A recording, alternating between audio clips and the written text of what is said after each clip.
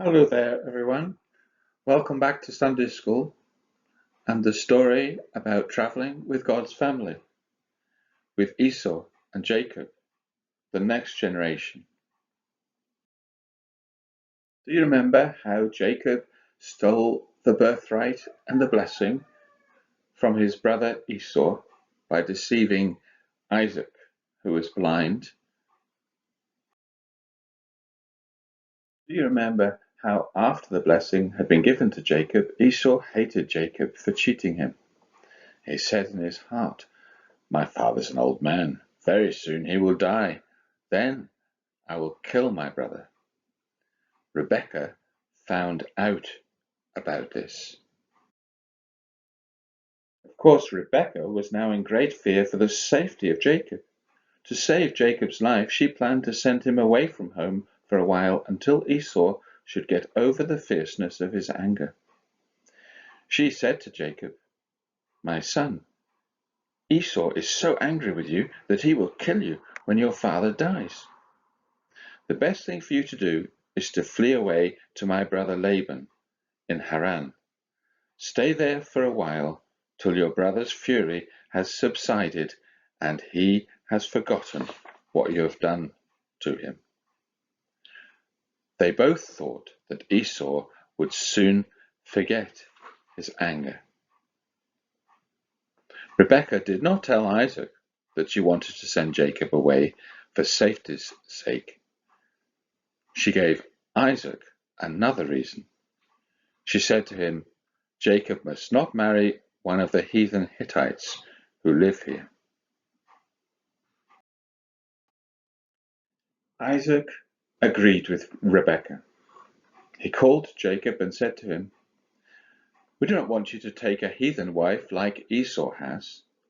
Now, go to Padan Aram, where your mother came from, and take a wife from one of the daughters of your mother's brother Laban." They did not give Jacob servants and camels to go with him. He had to go alone.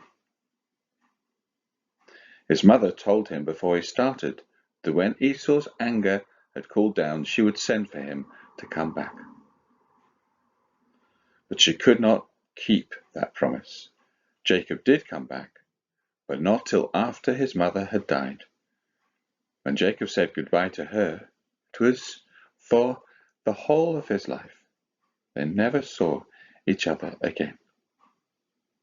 His father Isaac blessed him and said to him, "May God Almighty bless you and give you the blessing of Abraham, that you may inherit the land where you're now a stranger."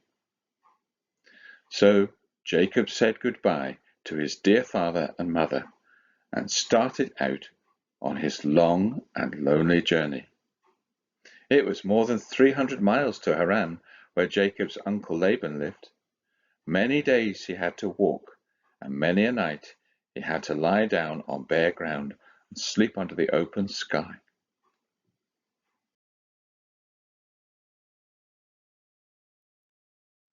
After Jacob had travelled for a few days over that lonely country, he became very tired. Lying down at night on the hard ground under the stars, he felt lonely and unhappy. He knew that he had done wrong to deceive his old blind father and to steal his brother's blessing. He knew that Esau was very angry with him and would kill him if he could. All these thoughts made Jacob unhappy. He was worried too. He was afraid that he could not make that long journey safely on foot. There were wild animals about. It was hard to get enough to eat. Sometimes he was very hungry. But Jacob was not really alone. No, God had been with him all the time. God was taking care of Jacob, although he did not deserve God's care. One night Jacob felt so tired and weak that he thought he was going to die, all alone. He had walked all day. His feet were sore, and he was faint. He took a stone for his pillow. Then he lay down in that place to sleep. While he was asleep, he forgot all about being tired and lonely. And then he dreamed a most wonderful dream. He saw a ladder so long that it seemed to stand upon the earth and reach up to heaven. On the ladder he saw bright angels walking up and down. This beautiful sight filled Jacob's mind with wonder. At the top of the ladder stood the Lord. The Lord spoke to Jacob. I am Jehovah, the God of Abraham and the God of Isaac, your father. The land that you are lying on I shall give to you and to your children, and your children's children shall be as many as the dust of the earth. They shall spread abroad to the west and to the east, to the north and to the south. And in your children shall all the families of the earth be blessed. I will be with you in all places where you shall go. I will take care of you and bring you back again to this land in safety. I will not leave you until I have done what I have promised. After this surprising dream, Jacob awoke. He was astonished and somewhat afraid. When he was able to speak, he exclaimed, How dreadful is this place!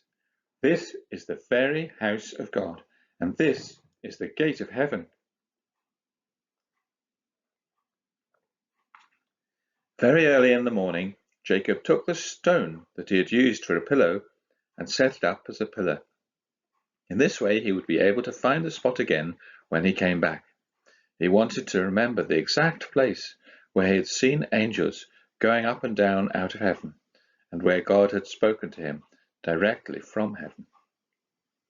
After he had set up the stone, he poured some oil upon it and named the place Bethel. In his language, this means house of God. From that night, Jacob was a different man. He tried hard to serve God and please him. Jacob made a vow, a solemn promise to God.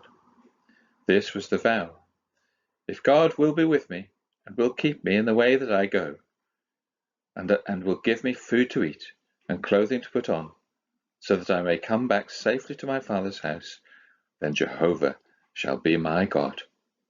This stone which I have set up for a pillar shall be God's house, and of all that the Lord has given me, I will surely give back the 10th unto God. Do you think that Jacob was lonely and unhappy now? No, indeed. He was most happy. As he went on his way, he was thinking of that wonderful dream.